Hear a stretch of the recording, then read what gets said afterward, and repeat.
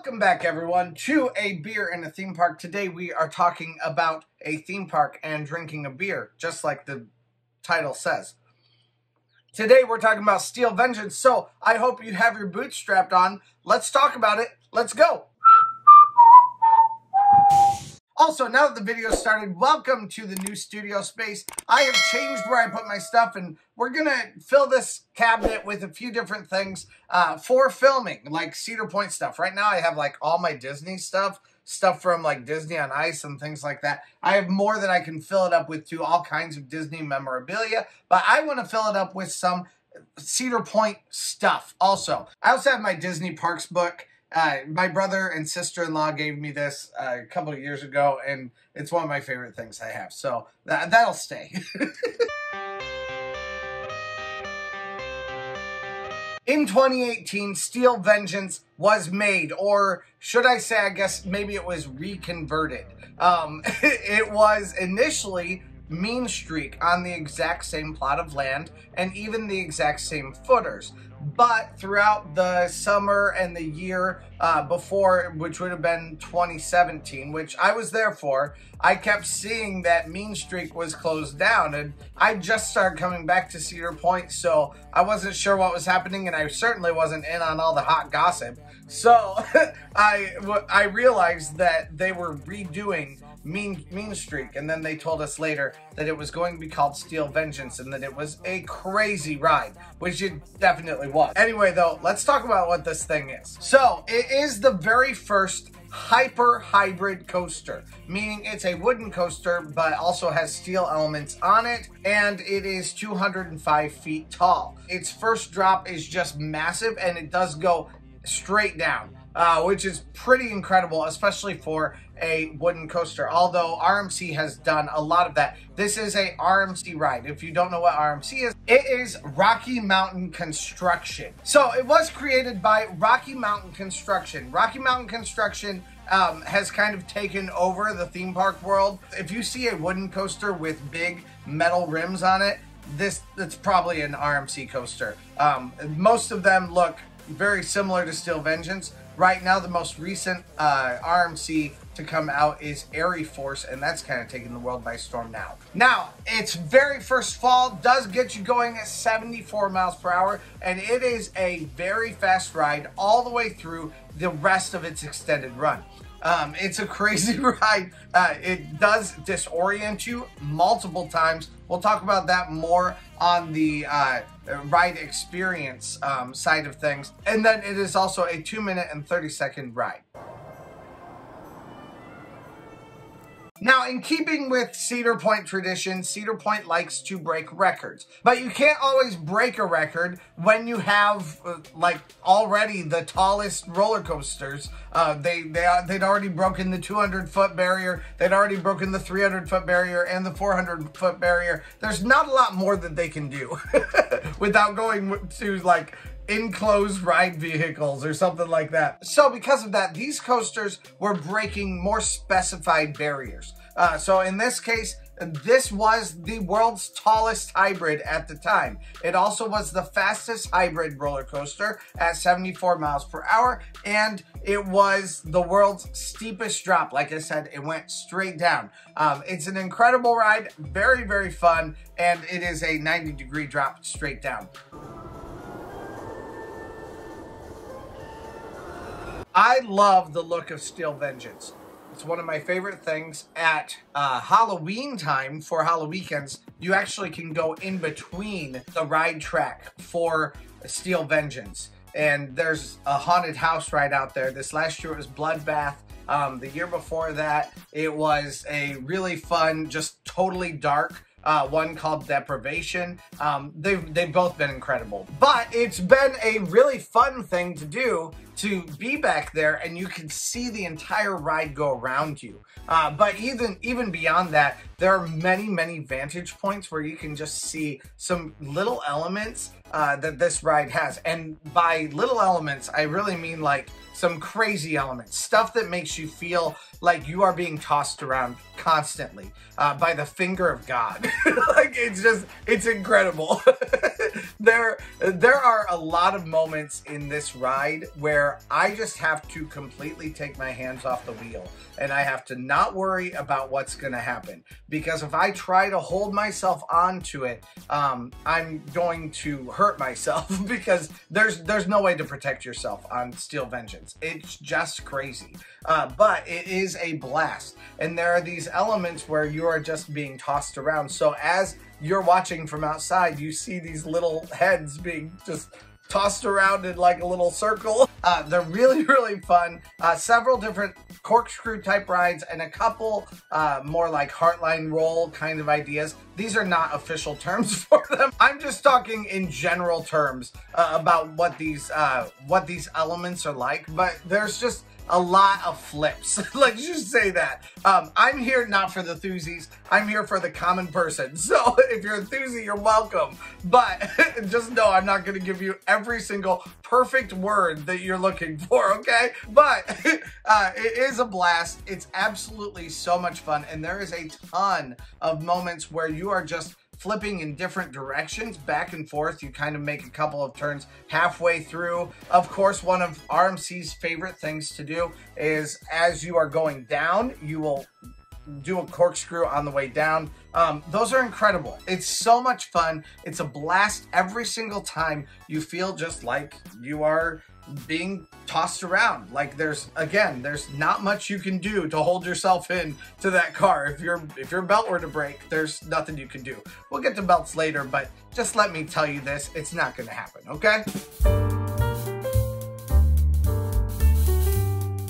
Anyway, it's very fun to watch, but just the look of it itself and having that first huge lift of 200 feet up and then this massive fall, and just being able to watch the train do that, it kind of sits at the very back of Frontier Town, and it kind of seems like it's the watchover of Frontier Town. Like it's that big coaster that's just watching everything that's happening in Frontier Town and kind of keeping you safe. It is also really fun if you're walking back toward the hotels, and especially back at Lighthouse Point. You get some great vantage points of Steel Vengeance, and again, while you're even sleeping, like you can hear the screams of people coming over that. It is also another great ride from the water. When you're coming in or out from like the Jet Express or something like that, it's an incredible ride to be able to look at. It's really one that's dominant there at the very edge of the point.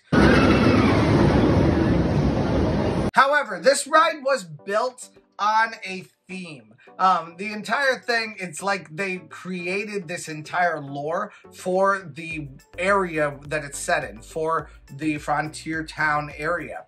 And that is really a fun part about it. So you have a couple of different outlaws that they created. One of them was Blackjack. One of them was Chess and Digger. And they're in Frontier Town, and they're all like taking over little plots of land. They came in and they took over Maverick to reclaim what had been taken from them. So there's this whole backstory. I know there's more to it than that, and I haven't done extensive research on it, but there are plaques all the way through the Steel Vengeance line. You can read those plaques and kind of get a better idea of what's happening. I know there's something about some gold, and there's pieces of lore that kind of attach all the way around it, but it's a fascinating and really fun part of the reason why Frontier Town exists where it is today. Munching on my ice under a stand with my shirt off, and it's still way too hot. Now, the queue is very nice. It's huge, and it is probably the hottest queue in all of existence. Either that, or else I just end up riding it at the most inconvenient times. There's one or the other. That is the ride that if I'm going to take my shirt off in a queue, that's the one I'm going to take my shirt off on. I am frequently extremely hot, and it's not really just me either. It seems like that's the one where I see the most people taking off clothes or getting out of line to go get waters for friends, things like that. I've seen that a lot, and I think it is just because it is a very hot queue. I don't know if it's being surrounded by the wood or if it's the pavement. I have no idea what it would be exactly, but it does seem to be an incredibly hot one. Now, the second You kind of have like 3 different parts to the queue. You have one initial large area that you walk through, and that's as you first come in. Then, and that does have a few little spots of shade on it. And then you have the second whole part, which is the part that goes the furthest back away from the entrance. And so that area gets extremely hot because there is nothing to shield you there at all. And I think it's done on purpose. They want you to be able to watch that incredible first fall. They want you to be able to see the cars as they go by on this really bumpy, fun path or track. But it also has a cost, and it's very, very hot to be there. And then you have a third part which kind of gets you closer up to the front, where they finally let you back into the lockers and stuff like that. So really, I guess really you kind of have like 5 parts, because then you wait for the locker where they let you in to go to the locker. You go to the locker, and I'm not even counting that as a part of the line. And then you go through metal detectors that are then going to take you further into it. So let's just talk through this entire thing, okay? This gets very confusing to a lot of people, and I do have an entire video about it, but I do want to explain it as well as possible. You are not allowed to bring cell phones onto Steel Vengeance, but you are allowed to take cell phones into the line with you for Steel Vengeance. You're also allowed to bring your glasses. You're also allowed to bring necklaces. You're allowed to bring, you know, anything that's on your body, you can bring as long as it like fits in your pocket. And for parts 1, 2, and 3, you can have those there with you. So while you're waiting in the bulk of the line, you're able to wait and, you know, play a game on your phone, watch a YouTube video, or just text friends, whatever it is that you need to be doing. I often am doing a lot of different work-related things, you know, even like Instagram posts or Twitter, or just posting up a new video altogether and answering comments and things like that. So leave me a comment because I'll answer it while I'm in the Steel Vengeance line, okay? But then you will go through this little tiny walkway where there's a person there that will say, okay, now we're going to send another, I don't know, 30 people through, or whatever it's going to be, 50 people through. They'll go through this little tiny walkway, and then there's someone standing down at the end of that walkway that's surrounded by Steel Vengeance, and you can hear the train go above you and all that kind of stuff. And they will say, okay, now we're going to send a few of you guys in to go to the lockers. Because if you have all 50 people going to the lockers all at one time, it becomes mass chaos. And honestly, even with 20 or whatever amount of people they let through, it still becomes mass chaos. So they let people through, you go in, you get your locker, and then you go back around and you wait to go through a metal detector. Now this metal detector is no joke. It will look for anything metal on your body whatsoever. So if you have a wallet, if you have keys, if you have a necklace, if you have a card in your pocket, if you have anything that you have, earrings on, whatever it is that you have to take those things off and you have to put them in the wallet. Maybe not earrings. Actually, someone down in the comments, I don't have my ears pierced. So tell me down in the comments, do you have to take earrings out? I'm not entirely sure about that. And we'll talk about that more when it comes to the restraint also. Once you go through the metal detector, now you have absolutely nothing. And you're still gonna probably wait at least 20 minutes once you are done with the lockers. So you go through the metal detector and you wait again. You have an option of going to the right or going to the left. My experience has said that going to the left is faster, which seems kind of weird because I don't know. I don't know why they do that, but it does seem like they treat the left side as you're facing it at the metal detectors. It seems like they treat that as the fast lane entrance. I don't know why. But anyway, you get through there and now you have to go all the way up these stairs and they take you up onto the landing or onto the station.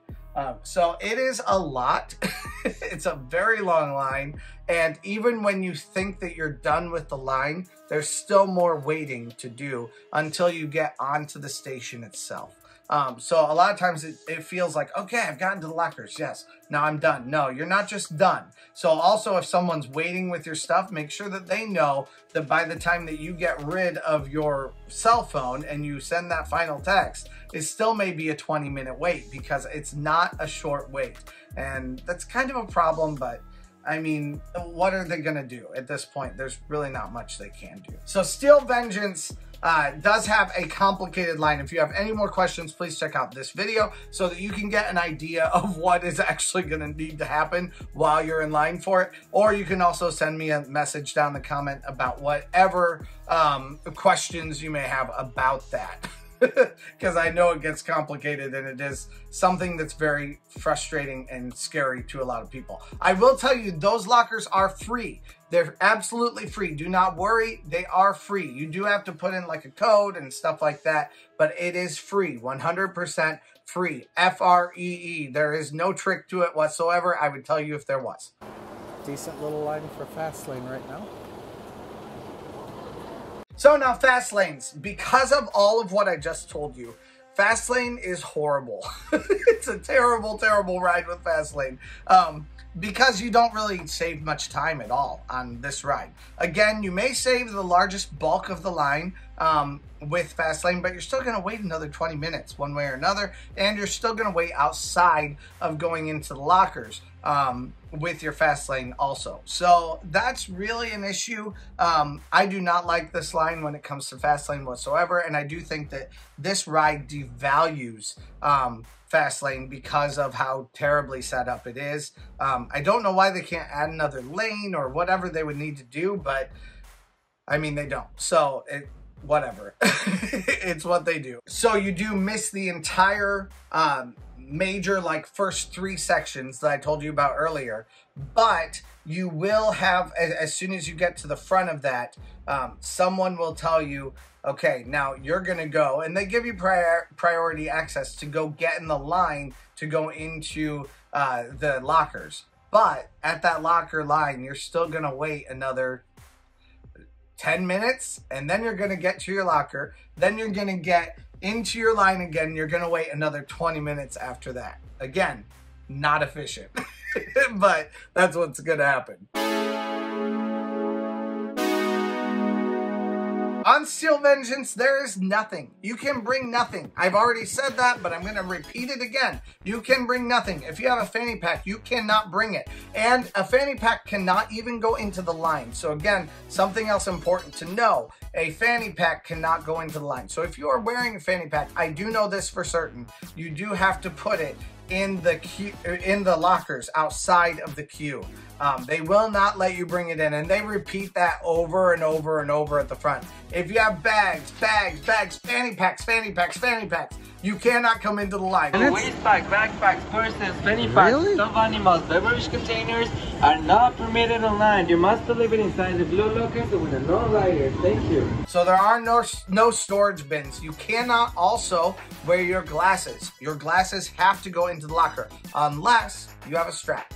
If you have a strap, you can enjoy 20/20 vision riding this ride, which I do buy a strap specifically for this ride because I do want to see it all. I didn't for a while, but I want to see it. So because of that, I do wear a strap. Now, my glasses wouldn't come off anyway. As a matter of fact, it seems like the strap maybe makes it worse. But it is a thing that you have to ride this ride with glasses. And they do have like a thing down at the bottom of it too, down at the bottom of the queue, where they show you all the glasses and cell phones and keys that have been mangled by this ride. So it makes sense. I'm not sure that it makes sense in comparison to every other RMC that doesn't make you wear glasses on it, but it makes sense for this ride. If it really rains, do not be surprised to see that Steel Vengeance is saying that you cannot come back here, and this is why. Editing trend here. The line for the free lockers does sit fairly low in the ground. So because of that, it does get very flooded very, very, very fast. So if it's going to rain or there's a reasonable chance of a decent amount of rain, you definitely need to look into the possibility that you may need some lockers. Be prepared for that, because if you're looking for only free locker access, you're going to have to spend that extra, $5 or $10 for a locker, which could be the breaking point for some people. It's certainly been the breaking point for me. As I've said before, I put some stuff in the bushes at one point because I didn't have money for lockers. So because of that, that is something that I think is important to know. If it does rain, you do get standing water and they will close down those lockers, which means you cannot put anything in them, and which means they're going to force you to put your stuff in a locker. So that's something that I think is definitely important to know about, just in case. Now, the restraints are just a lap restraint, but it also is a lap restraint that also goes over your legs. So you've got a couple different points of contact with your body on this ride because it is a lot. Now, the restraints, though, do push down. Now, their default situation is for them to push down. The only way that they come back up again is for them to be pressurized to bring them up. So that's why at the very end, you have to push these lap bars back up. And the reason why you have to push them up is because their default is down on you. So that's the reason why you are pretty safe in this ride. And nobody's ever been hurt on this ride, nothing like that. Nobody's ever fell out of it or anything like that. So I do think we're reasonably safe on it. The experience, I already talked about it just a little bit, but it is insane. And watching it in 2017, I guess, was, you know, a very scary, surreal experience because I was kind of like, what are they making, and should I actually ride that ride?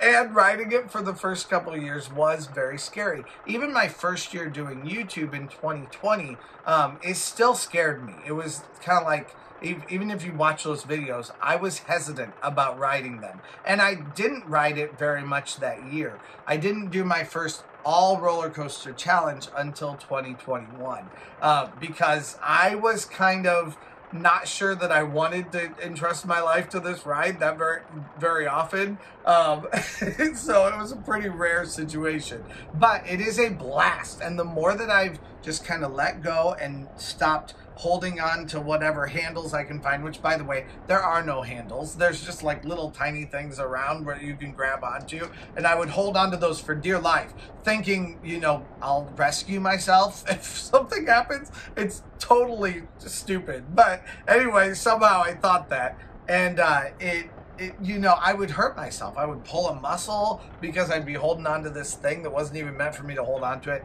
It was just a bad idea.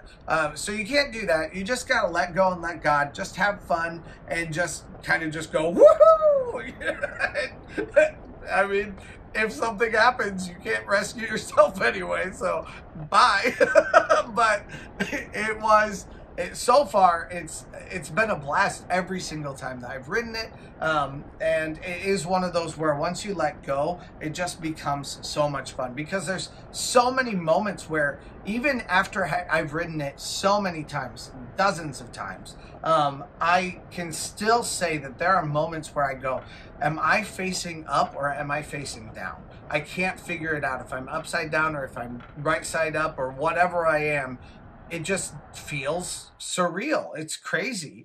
And it is one of those rides where I like it to be like one of my last rides of the year because it's so much fun to enjoy one last time late at night, where it's just a crazy, surreal experience. It also is so much fun to get to the very top of it and to look over at something that you can't see on the recording.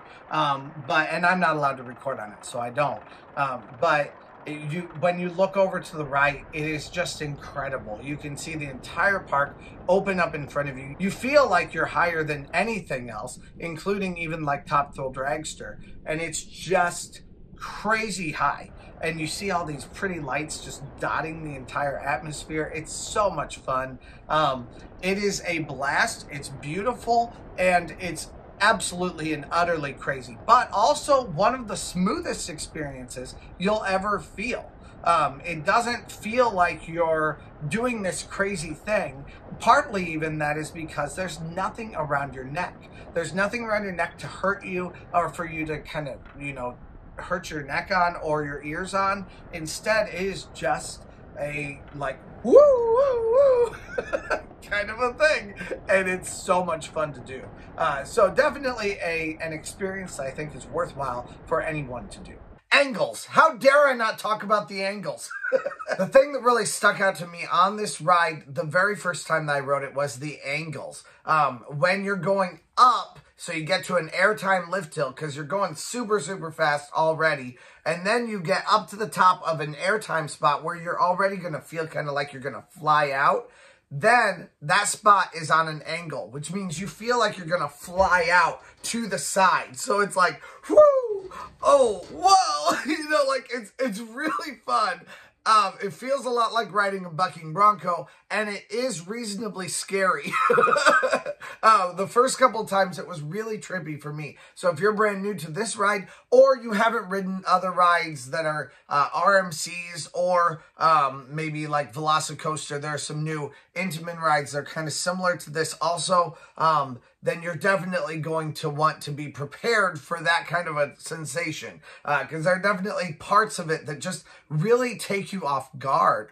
And that was the thing that stuck out to me the most. That's the reason why I didn't like this ride at first, because it was such an unsettling experience and feeling. Now, at this point, I really like it. I like the way that feels. I like the way that feels on Velocicoaster. Velocicoaster wasn't my favorite ride, but it was something that I really liked about, I've really liked about most of the RMCs or like newer, more trendy coasters that I've ridden over the last like 5 years. So take that for what it's worth from me, but definitely that's something that I think you need to be prepared for this experience if you haven't done it yet. We'll ride every single roller coaster here, including all the water rides, which I've already hit. Now, your strategy for Steel Vengeance. This is the ride that everyone wants to ride. It's not open for early park entry, so you're not going to be able to be there for early park entry to ride it, whether you have a pass or not. It is one of those that when the park opens, I kind of think just avoid it. If you're coming in and you're extremely early, or you can get in that back entrance, it may be worthwhile at the time of entrance to run back there or walk back there with a purpose. But I'm not sure that it's worthwhile if you are even late at all. Again, it's a Maverick situation. These are probably lines that you're going to have to wait very long for. Now, there are days of the year when it's better, you know, like if you can come on a weekday, there's a good chance you may run into a 30-minute wait for Steel Vengeance, and that may be worthwhile then, if you can get a good wait for Steel Vengeance. So I can't tell you exactly what that day is going to be, and really my best thing to tell you is just keep watching these videos, and when the vlogs come out, you'll kind of get a bit more of an idea of when the best days are for you to hit them.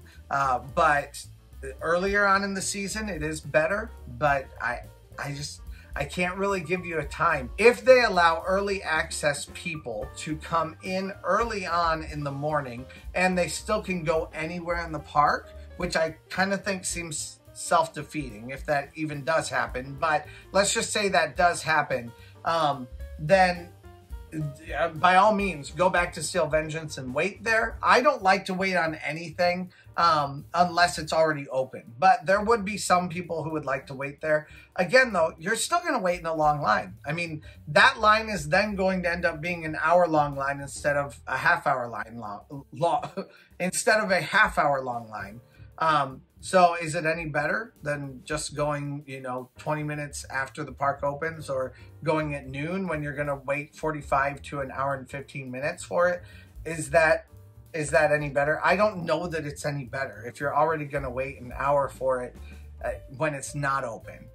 It's just my theory on it. You know, you might as well ride something that's already open in order to get the best bang for your buck. But there are moments, so watch your app and just see what you can come up with. If you're back in Frontier Town, it's always a good thing to kind of just take a gander back, especially if you're seeing like 45 minutes, you know. Take a gander back into the line, see if it looks like it might be 45 minutes. Anyway, thank you guys so much for watching me talk about Steel Vengeance today. What questions do you have? By far, this is the most confusing coaster in lots of different ways, in the procedures and even in the way that the ride works. It is the most confusing ride. So if you have questions or you have comments and things that you think may be helpful to other people or just things that you love about this ride, please leave them down below. I'd love to hear from you guys down there. Please press that subscribe button. We'd love to have you guys join this roller coaster theme park loving family. And we've got like a week left until Kings Island opens, and then a month after that, Cedar Point is opening also. A little bit less than a month. Cedar Point is opening also. So, so excited for that. Can't wait to go. Press that subscribe button so that you can get in on all the action and all the fun this year. Let's go.